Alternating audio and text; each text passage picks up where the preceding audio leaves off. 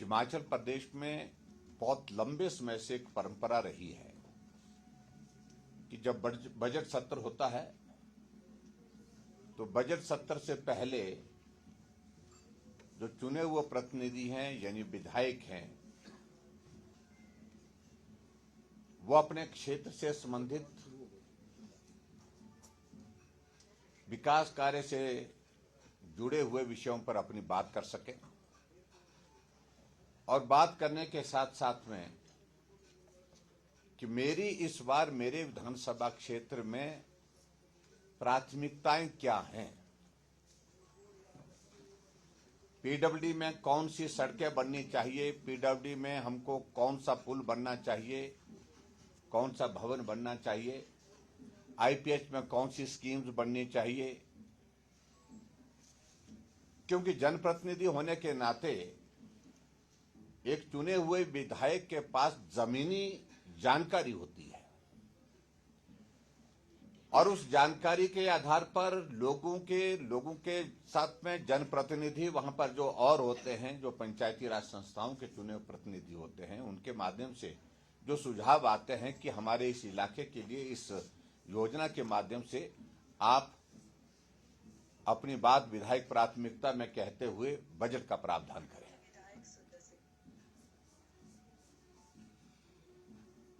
और परंपरा है, इसलिए इस परंपरा के अंतर्गत एक विषय यह भी रहता है कि आगामी जो बजट सत्र आ रहा है उस बजट सत्र में आपके सुझाव क्या है, मित व्ययिता से संबंधित क्या सुझाव है, रेवेन्यू जनरेट करने की दृष्टि से क्या सुझाव है, उन सारी बातों को लेकर के इस विधायक प्राथमिकता की बात में चर्चा होती है और ये बैठक मुख्यमंत्री जी की अध्यक्षता में होती है और मुख्यमंत्री और बीच में संबंधित विधायक के कुछ प्रश्नों के जवाब के लिए मंत्री भी इसमें इंटरवीन करते हैं।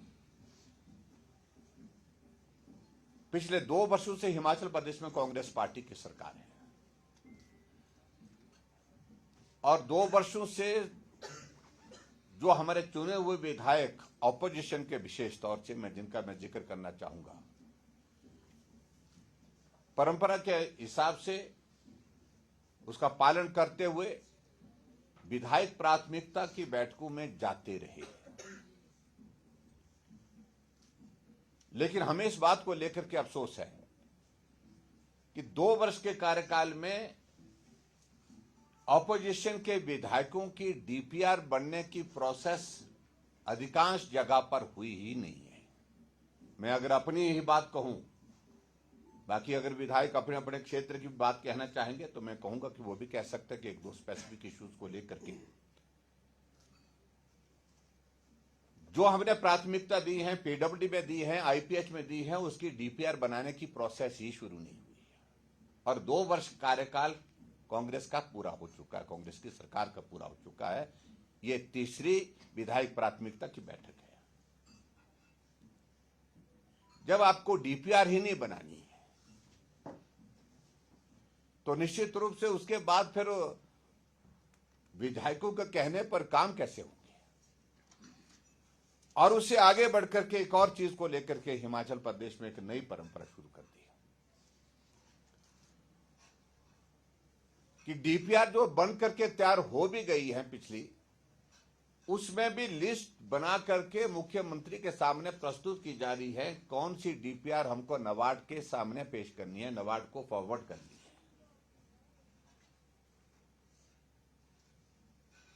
और उसमें फिर जो है भारतीय जनता पार्टी यानी कि विपक्ष के विधायकों के जो डीपीआर बनी है उनके सामने कांटा लगता है और सिर्फ कांग्रेस के विधायकों की और कांग्रेस के विधायकों में से भी उन विधायकों के लिए प्राथमिकताएं तय हो रही है जो मुख्यमंत्री के करीब है, नजदीक है।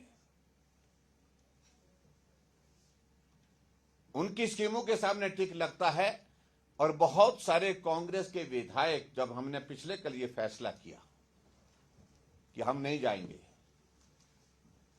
तो कांग्रेस के भी बहुत सारे विधायक ऐसे हैं जो संपर्क कर रहे हैं कि हमारी भी स्थिति ऐसी ही है जैसी स्थिति आपकी है। मैं समझता हूं ये बहुत दुर्भाग्यपूर्ण है।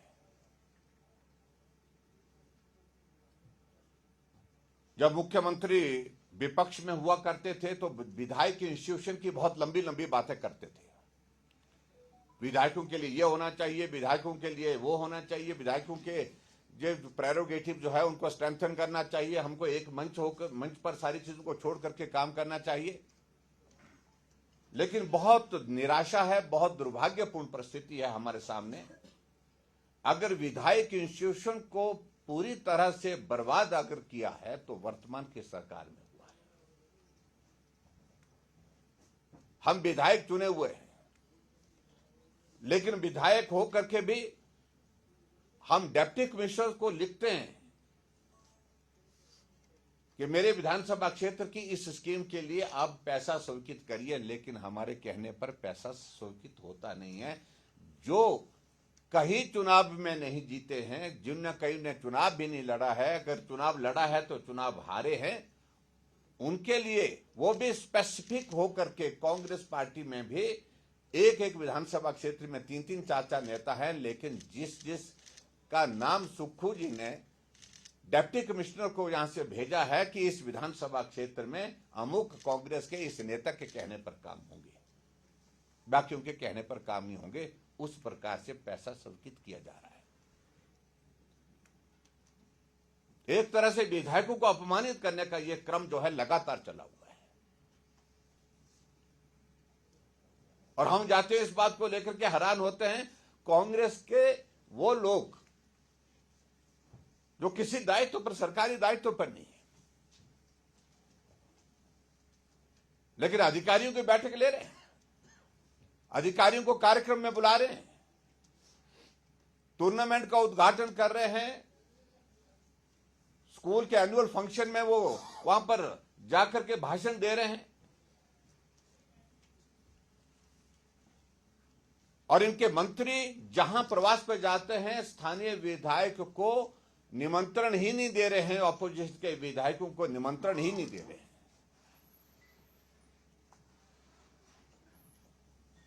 हम भी सरकार में 5 वर्ष रहे तो 5 वर्षों में हमने एक चीज को देखा, जहां मंत्री जाता था हमारे चुने हुए विधायकों को, वहां पर चाहे कांग्रेस पार्टी का है, उनको सूचना जाती थी, कार्ड जाता था, इनविटेशन जाता था प्रोग्राम का, उसके बाद उनको आने के लिए आग्रह भी करता था। कई जगह तो मंत्री और मैं व्यक्तिगत रूप से भी जहां जाता था वहां उनको बुलाने के लिए, निमंत्रण के लिए फोन करता था, लेकिन ये परंपरा ही समाप्त हो गई। लोकतांत्रिक मूल्य की अगर हम बात कहें तो मैं समझता हूं कि इससे बड़ा दुर्भाग्यपूर्ण परिस्थिति हमने आज से पहले नहीं देखा। हम पिछले कई सालों से व्यवस्थाओं का दौर देख रहे हैं, लेकिन विधायकों के लिए हमेशा, विधायक के लिए मुख्यमंत्री के दिल में, क्योंकि ये मेरे बराबर का, क्योंकि मैं भी एक विधायक हूं, मुख्यमंत्री भी विधायक होता हूं, मैंने इस भाव को हमेशा रखा। उनके कहने पर जो किया जा सकता है, जो जनहित के जो मुद्दे होते थे, उन मुद्दों को समाधान करने की दृष्टि से हमेशा हमने काम करने की कोशिश की है। ऐसी परिस्थिति में मैंने अपने विधायक दल के सब साथियों के साथ बात की और चर्चा करने के बाद हमारे सभी विधायकों का एक मत से एक फैसला था, और ये फैसला ये था कि जितना अपमानित विधायक इस वर्तमान सरकार के कार्यकाल में हुआ है, चाहे वो विधानसभा क्षेत्र के अंतर्गत सरकारी कार्यक्रमों में उनकी अनदेखी करना, अगर कोई विधायक मंच पर चला भी जाता है, मुख्यमंत्री या मंत्री की उपस्थिति में उनको जलील किया जाता है। मंजार विधानसभा क्षेत्र में तांदी के गांव में आग लग गई, मुख्यमंत्री जी वहां गए, वहां के विधायक सुरेंद्र शौरी जी ने कहा कि मैं भी 2 शब्द बोलना चाहता हूं, लेकिन कांग्रेस का एक नेता था जिसका नाम भाषण देने के लिए वहां पर रख दिया गया था, लेकिन बाद में मुख्यमंत्री ने कहा कि कोई नहीं बोलेगा। विधायक को बोलने का मौका नहीं दिया। इतना बड़ा हादसा हुआ, उस हादसे में विधायक मुख्यमंत्री के सामने अपने क्षेत्र की बात को रखने के लिए वहां पर उपस्थित था, लेकिन उसके बावजूद उनको बोलने का मौका नहीं दिया गया। मैं समझता हूं यह दुर्भाग्यपूर्ण परिस्थिति है। मैं इसलिए इस बात का मैं जिक्र कर रहा हूं। मैं आदरणीय धूमल जी के सरकार के दौरान में मैंने एक नहीं अनेकों जगह मंच पर देखा, अगर विधायक सरकारी कार्यक्रम में आया तो सरकारी कार्यक्रम में वो बोलता था मंच से। मैं वीरभद्र सिंह जी को भी देखता था। मेरे विधानसभा क्षेत्र में वीरभद्र सिंह जी आए, मैं उनके स्वागत करने के लिए गया। स्वागत करने के बाद मैं अपने गाड़ी की तरफ मुड़ने लगा तो उन्होंने कहा आप कहां जा रहे हैं? मैंने कहा कि आपका कार्यक्रम जो रखा गया है उस कार्यक्रम में आपने आपके यहाँ के स्थानीय लोगों ने कहा कि कांग्रेस का महासम्मेलन है, इसमें तो हम कैसे जाएंगे? बोलते कुछ नहीं, बोलता आप आइए गाड़ी में बैठिए। पकड़ करके गाड़ी में बिठाया और वहां पर कार्यक्रम में भी पहुंचाया और वहां पर भाषण देने के लिए भी बोला। सरकारी कार्यक्रम नहीं है। इसलिए मुझे लगता है कि विधायक कितनी बार अपमानित होगा, कहां कहां अपमानित होगा। मैं अपने विधानसभा क्षेत्र का उदाहरण देता हूं। मैंने हॉर्टिकल्चर और फॉरेस्ट्री का एक कॉलेज खोला अपने विधानसभा क्षेत्र में। 205 बीघा जमीन दी, सुप्रीम कोर्ट से फॉरेस्ट्री क्लियरेंस लाई और उसके बाद 10 करोड़ रुपए दे करके मैंने उसके एक ब्लॉक का, एडमिनिस्ट्रेटिव ब्लॉक का शिलान्यास किया। टेंडर हुआ, टेंडर अवार्ड हो गया, लेकिन तब तक के लिए सरकार कांग्रेस की बन गई और कांग्रेस की सरकार बनने के बाद आदेश हुआ कि यह टेंडर जो है रोक दिया जाए। टेंडर रोक दिया गया। 2 साल बीत गए। हॉर्टिकल्चर मिनिस्टर को यहां से भेजा गया, तुम जाकर के इंस्पेक्शन करके आओ, वहां से रिपोर्ट उल्टी सीधी बना करके आओ। 4 बैच वहां पर कॉलेज में निकल चुके हैं, उसके बावजूद भी वहां पर काम शुरू नहीं किया। अभी हाल ही में कुछ दिन पहले जो 10 करोड़ रुपए बजट वहां पर दिया गया था, जो टेंडर के लिए, जो पीडब्ल्यू डिपार्टमेंट के पास जमा था, वो पैसा वापस ले लिया। मैंने बतौर मुख्यमंत्री उसका शिलान्यास किया हुआ। ऐसे एक नहीं अनेकों उदाहरण। और उसी तरह से मेरे विधानसभा क्षेत्र के अंतर्गत एक थुनाग में एक पुल है, जिसके लिए बजट प्रावधान किया, काम शिलान्यास एज मुख्यमंत्री किया मैंने। और बतौर मुख्यमंत्री शिलान्यास करने के बाद काम शुरू, टेंडर हुआ, टेंडर होने के बाद काम शुरू हुआ, काम शुरू होने के बाद एक अबैटमेंट बन करके जो तैयार हुई पड़ी है 2 साल पहले की। लेकिन जब से सरकार बनी, दूसरे साइड की अबैटमेंट अभी तक जो है उस काम शुरू नहीं किया, उसका पैसा रोक दिया गया।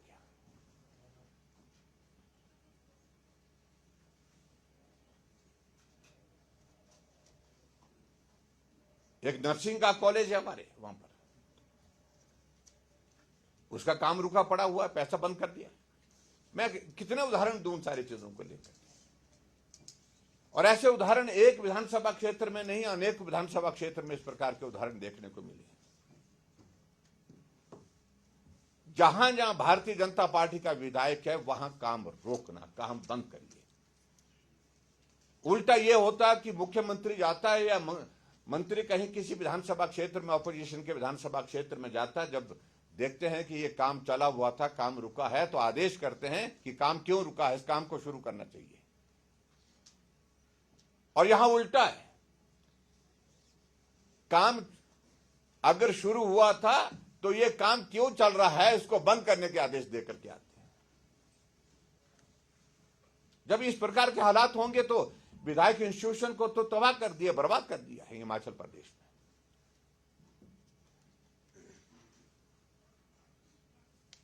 ये पहली बार हिमाचल प्रदेश में हम देख रहे हैं कि विधायकों के ऊपर मामले दर्ज किए गए हैं। 8-8 घंटे तक विधायकों को बिठा करके थाने में वहां पर जो है जलील किया जा रहा है।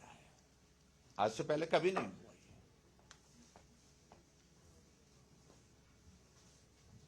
और उसके बाद हमसे पूछा जा रहा है कि विधायक प्राथमिकता की बैठकों में आना चाहिए। हमें मालूम, हम अपने दायित्व से अच्छी तरह से परिचित है, हमें इसे समझाने की कोशिश कोई ना करे।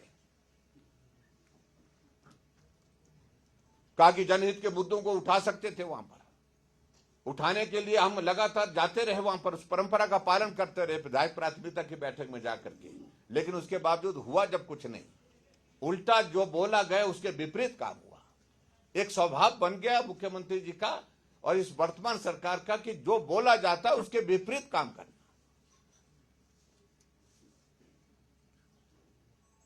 और ऐसी सूरत में हमारी पार्टी के सभी वरिष्ठ नेताओं के साथ में चर्चा करने के पश्चात और पूरे विधायक दल के अपने साथियों के साथ भारतीय जनता पार्टी ने तय किया कि अभी 3 और 4 तारीख को जो विधायक प्राथमिकता की जो बैठकें हैं, जो शिमला में आज से शुरू हुई हैं, हम अब की बार इन विधायक प्राथमिकता की बैठकों में हिस्सा नहीं लेंगे, इसका बहिष्कार करेंगे। और वजह मैंने आपके सामने बड़ी विस्तार से मुझे लगता कि सारी एक्सप्लेन कर दी है। और इसी तरह से मैं इस बात को मैं भी कहना चाहूंगा कि जो मुद्दों को लेकर के कोई कह रहे हैं कि भाई आप अपने क्षेत्र का प्रतिनिधित्व करते हुए आपको बात कहनी चाहिए थी, हम अभी बजट सत्र आएगा, बजट सत्र के दौरान विधानसभा के अंदर उन मुद्दों को उठाएंगे जो आज की इस बैठक में उठा नहीं पाए। लेकिन उठाने का कोई औचित्य नहीं है, कोई सुनता नहीं है। और मैं इस बात को देख करके हैरान हूं कि नीचे के सिस्टम में जो व्यवस्था परिवर्तन का ये दौर आया है, कभी भी चुने हुए प्रतिनिधियों को इतना अपमानित नहीं होना पड़ा जितना अपमानित वर्तमान की सरकार में हमारे चुने हुए प्रतिनिधियों को होना पड़ रहा है।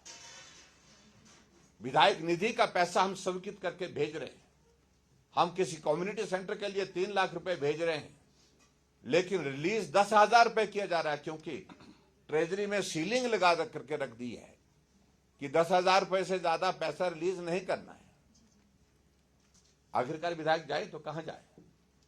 हमारे पास फिर एक ही प्लेटफॉर्म रहता कि हम इन मुद्दों को लेकर के आपके माध्यम मीडिया के सामने प्रदेश की जनता, अपने विधानसभा क्षेत्र की जनता के समक्ष रखें। ये हालात है। तो इसलिए हमने तय किया कि अपमानित करना बंद करिए, जलील करना बंद करिए विधायकों को, और खासतौर से विधायकों के इंस्टीट्यूशन को बर्बाद करना बंद करिए जिस प्रकार से वर्तमान सरकार कर रही है। कोई भी काम विधायकों के, पर्टिकुलरली जो अपोजिशन के हमारे हैं, विपक्ष के हैं, उनके कहने पर नहीं किया जा रहा है। और मुझे इस बात को लेकर के हैरानी भी होती है कि मैंने 3 बार यहां से मुख्यमंत्री को पत्र लिख करके मुख्यमंत्री राहत कोष के लिए किसी बीमार को मदद करने के लिए पत्र लिखे, लेकिन कोई पैसा स्वीकृत नहीं हुआ। मैं भी 5 साल रहा और मुझे पूर्व मुख्यमंत्री की ओर से जो भी पत्र आता था, विशेष तौर से किसी को मदद करने के लिए, किसी गरीब को किसी का इलाज के लिए मदद करने के लिए, मैं तत्काल उस पैसे को स्वीकृत करता था। जितना बोला होता था, जो एस्टीमेट होता था, बिल होते थे जिसमें लगे हुए, उसके मुताबिक करता था। तो इसलिए मुझे लगता है कि ये सारी चीजों को लेकर के भारतीय जनता पार्टी का ये फैसला हमने बहुत पीड़ा के साथ ही हमको ये फैसला लेना पड़ा। लेकिन आखिरकार विधायक की गरिमा है, विधायक एक चुना हुआ प्रतिनिधि होता है, जनता का प्रतिनिधि होने के नाते उसका अपने इलाके में भी सम्मान है। उसको बार बार इस तरह से अपमानित करना ये बर्दाश्त नहीं हो सकता। इसलिए भारतीय जनता पार्टी ने तय किया कि हम इस विधायक प्राथमिकता की बैठक में नहीं जाएंगे, हम इसका बहिष्कार करेंगे। मित्रों, मेरी ओर से तो इतनी बात है। मैं तो इस सारे विषय को लेकर के, यहाँ हमारे विधायक भी बैठे हैं, अगर किसी ने कोई अपने विधानसभा क्षेत्र से संबंधित कोई बात कहनी है तो मुझे लगता है कि प्रमुख रूप से हो गई। हाँ, तो कुल मिलाकर के हमारा कहना सिर्फ आज के विषय पर पूरा होता है। बहुत बहुत धन्यवाद। Thank you very much. अध्यक्ष साहब, आपने कहा विधायक ही अपमानित हो रहे हैं, चाहे सत्ता पक्ष के भी, आपने कहा कि कुछ विधायक सत्ता पक्ष के भी है, तो जनता किस हालत में होगी? क्योंकि विधायकों की स्थिति आप कह रहे हैं, तो जनता, क्योंकि जनता की आवाज विपक्ष होती है, जनता की 2 साल में तो क्या हालत है? देखो, जनता इस बात को अनुभव कर रही है, महसूस कर रही है कि ऐसा दौर कभी देखा नहीं, जब सारे काम रोकने की 2 साल के कार्यकाल पूरा होने के बावजूद भी अभी तक वो प्रक्रिया समाप्त नहीं हुई है। जहां भी लगता है कि इसको रोको, उसको रोको, सब काम रोके हुए हैं, बंद किए हुए हैं। विधायक प्राथमिकता का विषय तो मैंने बड़ा स्पष्ट कर दिया, लेकिन जनता सबसे ज्यादा इसमें प्रभावित हो रही है, जनता सबसे ज्यादा इसमें पिस रही है, क्योंकि उनके जेन्युइन काम भी नहीं हो पा रहे। ठाकुर साहब, जैसे कि आपने जानकारी दी कि आप प्राथमिकता विधायकों की तो बैठक में नहीं जाएंगे, और कांग्रेस के विधायक भी आपसे ये कह रहे हैं हमारी स्थिति भी यही है, तो ऐसे में जब सरकार की आर्थिक स्थिति भी खराब है, तो ये आप जवाब तो नहीं बना रहे हैं तो सरकार पे कि लास्ट अटेम्प्ट किया है? नहीं, देखिए, हमारी ओर से तो इस प्रकार का कोई प्रयास नहीं है। हमारे ना, हमने पहले भी अटेम्प्ट नहीं किया था, वो अटेम्प्ट अपनी ओर से ही हो गया था उनका, जो जिसको बोलते हैं सेल्फ गोल किया था हमने एक तरह का। तो मैं तो यही कहूंगा, हम कांग्रेस पार्टी की सरकार को चलाने का जिम्मा हमारा नहीं है। हमारी भूमिका विपक्ष के नाते है, जहां गलत होगा वह हम बोलेंगे, डंके की चोट पर बोलेंगे, विधानसभा के अंदर बोलेंगे, विधानसभा के बाहर बोलेंगे, लोगों के बीच में बोलेंगे। सर, ये प्राथमिकता बैठकों का तो विरोध किया, लेकिन जो क्या रिटर्न में प्राथमिकता देंगे, जो 5 प्राथमिकता मांगी है, प्लान की 5। इस सारी बात को लेकर के विधायक दल की बैठक हमारी सेशन के दौरान होगी, तो उस वक्त हम विचार करेंगे देना कि नहीं देना। और सर, परंपरा क्योंकि बहुत पुरानी है, और अगर इसी तरह से विधानसभा की परंपराएं टूटती रहेंगी तो कहीं लगता नहीं कि वैल्यू धीरे धीरे खत्म होती है। देखिए, मैं इस बात को पहले ही कह चुका हूं कि हम बहुत पीड़ा के साथ इस फैसले को लेने के लिए विवश हुए। आज से पहले जब भी विधायक प्राथमिकता की बात होती थी, वहीं पर ही कुछ चीजों को लेकर के जब चर्चा होकर के डायरेक्शन होती थी, ये काम क्यों रुका है, ये काम क्यों नहीं शुरू हो रहा है, इस सारी चीज को लेकर के डायरेक्शन होती थी, क्योंकि अधिकारी वहीं पर उपस्थित होते थे। लेकिन वर्तमान सरकार में 2 वर्ष के कार्यकाल में विधायक प्राथमिकता में जो डीपीआर जो लिख करके हमने दी हुई है, उसकी कई जगह प्रोसेस ही शुरू नहीं हुई है। तो आखिरकार विधायक वहां पर जाकर के करेंगे क्या? इसलिए विधायकों ने, सब लोगों ने तय किया है कि जब हमारे काम होने ही नहीं है, चाहे हम लिख करके दें, चाहे हम बोल करके आए, लेकिन उसके बावजूद सुनवाई जब नहीं हो पा रही, तो ऐसी सूरत में परंपरा टूटी है।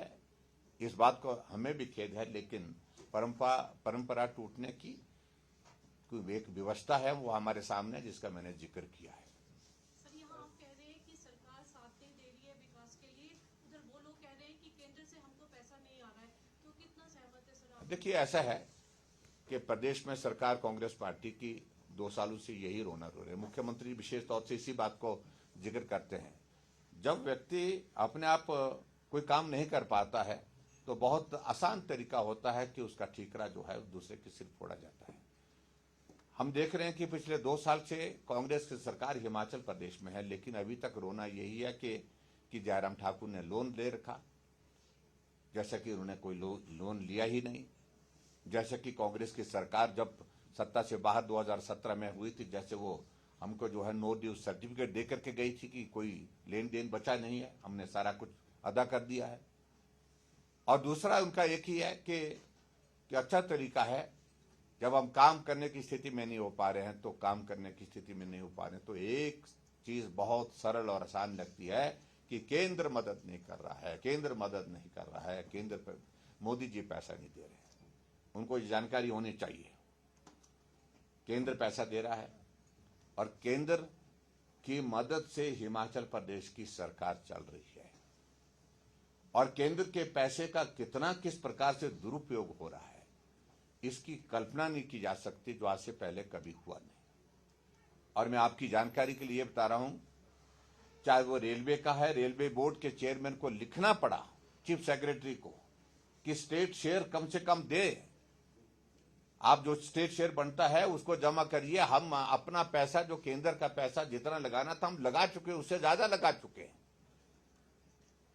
ऐसा ही मनरेगा की स्थिति है, ऐसा ही हमारे जितने सेंटर स्पॉन्सर्ड स्कीम्स की स्थिति है आज की तारीख में, जिसमें केंद्र पैसा दे रहा है, लेकिन स्टेट अपना स्टेट का शेयर उसको ही जमा नहीं कर रहे। ये स्थिति है आज की तारीख में। और हैरानी की बात, जब ये इस बात को बोलते हैं, आपकी जानकारी के लिए हिमाचल प्रदेश में सेंटर से जो प्रदेश सरकार के लिए जो स्पेशल असिस्टेंस मिलती है, स्टेट के लिए मिलती है, सेंट्रल असिस्टेंस मिलती है, 1000 करोड़ रुपए से ज्यादा दे चुके हैं। और जो पैसा स्पेसिफिक होकर के इंफ्रास्ट्रक्चर को डेवलप करने के लिए जो यहां से भेजा जाता है कि ये स्कीम बनानी है, ये काम करना है, उसके अगेंस्ट पैसा दिया जाता है। लेकिन दुर्भाग्य ये है कि वो पैसा हिमाचल प्रदेश में कर्मचारियों की सैलरी और पेंशन देने में खर्च किया जा रहा है, जो कि नहीं किया जा सकता है। मेरी जानकारी के मुताबिक, मेरी सूचना के मुताबिक, अगर आपने पूछ ही लिया, 278 करोड़ रुपए हिमाचल प्रदेश में जो स्पेशल असिस्टेंस का जो है, इन्होंने जाकर के HRTC को दिया गया, डिपार्टमेंट को दिया गया, ट्रांसपोर्ट डिपार्टमेंट को दिया गया, और फिर ट्रांसपोर्ट डिपार्टमेंट ने इसको ट्रांसफर करके जो है IDB को दिया गया, जो इंफ्रास्ट्रक्चर डेवलपमेंट बोर्ड है उसको दिया गया, और उसके बाद इसी पैसे की अलग अलग किस्तें निकाल करके ये पैसा जहां लगना था, जिसमें बसें खरीदनी थी, इसमें और भी बहुत सारी चीजें उसमें जो करने की थी, वो ना करके इस पैसे का इस्तेमाल हिमाचल प्रदेश में कर्मचारियों की सैलरी देने के लिए किया गया, जो नियम के अनुसार किया नहीं जा सकता था। पेंशन देने के लिए किया गया। और ये सारी चीजों को लेकर के मैं समझता हूं कि एक जगह नहीं, आपकी जानकारी के लिए, जो पैसा यहां पर अलग अलग मदों में केंद्र सरकार से आया है, उस पैसे को भी दाएं बाएं से रूट करके जो है डाइवर्ट करके कर्मचारियों की सैलरी और पेंशन देने में खर्च किया जा रहा है। चाहे वो CRF का पैसा है, चाहे इसके अलावा जो है वो दूसरा पैसा है, चाहे वो जो केंद्र स्पॉन्सर्ड स्कीम्स का आया है, तो उसमें ये स्थिति है। ये तो मैंने उदाहरण आपको बताया कि 278 करोड़ का जो पैसा जो है, जो स्पेशल असिस्टेंस के तहत एक डिपार्टमेंट को दिया गया, उस पैसे को इस प्रकार से कर्मचारियों की सैलरी और पेंशन देने के लिए खर्च किया जा रहा है। Thank you. आपने एक बात कही थी कि मुख्यमंत्री जो है वो विधायकी के इंस्टीट्यूशन को समाप्त करने में लगे हैं। दूसरा बिंदु आपका ये था कि ऐसे बहुत से विधायक हैं जिनको जांच में शामिल किया गया है और घंटों तक उनको थाने में बिठाया जा रहा है। तीसरा आपका विषय ये था कि विपक्ष जो सरकार के विधायक हैं वो भी कह रहे हैं हमारे भी काम नहीं हो रहे हैं। इन सब पर आपकी प्रधानमंत्री से मुलाकात मायने कुछ और समझे जाएंगे इसके? नहीं, देखिए, जहां प्रधानमंत्री जी से जो भी बातें होती है वो आपके काम की होती नहीं है, यहाँ बताने की होती नहीं है। जनरल हमारे डेवलपमेंट के सारे बात को लेकर के प्रधानमंत्री जी से बात हुई। मैं कभी भी शिकायत लगाने के लिए नहीं जाता हूँ। हिमाचल प्रदेश में राजनीतिक परिस्थिति पर स्वाभाविक रूप से चर्चा होती है, विकास के मुद्दे पर स्वाभाविक रूप से चर्चा होती है। हमने कहा कि आप भी तो कर रहे होंगे ना? नहीं, देखिए, हम इस बात को कह रहे हैं, मुझे लगता है कि इसकी लड़ाई हम प्रधानमंत्री जी के माध्यम से न लड़के हम स्वयं लड़ेंगे इस लड़ाई को। पार्टी अध्यक्ष को लेकर कोई बात हुई है प्राइम मिनिस्टर से? बातें बहुत हुई है, लेकिन जिक्र नहीं करें। जो IAS है उनको लेने से भी मना किया है सरकार ने, इसको किस तरह से देखते हैं? क्या स्टेट को नुकसान होगा या आर्थिक? नहीं, देखो, मैं समझता हूँ कि इसमें कोई बड़ी वाहवाही वाला कोई काम इस प्रकार का नहीं है। हर बार जो हिमाचल प्रदेश को IAS के कितने लोग मिलते हैं, 2 मिलते हैं, 3 मिलते हैं, पीछे कुछ एक बैच में 4 तक भी आए। तो मुझे लगता है कि इस सारी चीज को लेकर के वो अनावश्यक रूप से एक माहौल खड़ा करने की कोशिश कर रहे हैं। लेकिन पहली बात तो, अगर आप पैसे की खर्च करने की बात होती है तो CPS आपने 2 साल तक चलाए रखे, कैबिनेट के दर्जे के साथ चलाए रखे, और उनकी कुर्सी के लिए जब चुनौती हाई कोर्ट में हुई तो करोड़ों रुपए आपने खर्च कर चुके हैं। वहां पर सुप्रीम कोर्ट में भी आपने एक दिन की 2 करोड़ रुपए की फीस दी है वकीलों की। अभी तक 10 करोड़ रुपए से ज्यादा आप खर्च कर चुके हैं उनकी कुर्सी को बचाने के लिए, अभी तक भी। अभी आने वाले समय में फिर से अभी उस दिशा में प्रयत्न किए जा रहे हैं। क्या इसको फिजूल खर्ची नहीं बोलेंगे? क्या आपको लगता है कि आर्थिक संकट है प्रदेश के? मैं यहीं से शुरुआत करता, पहले ही तय करते कि CPS नहीं लगाते।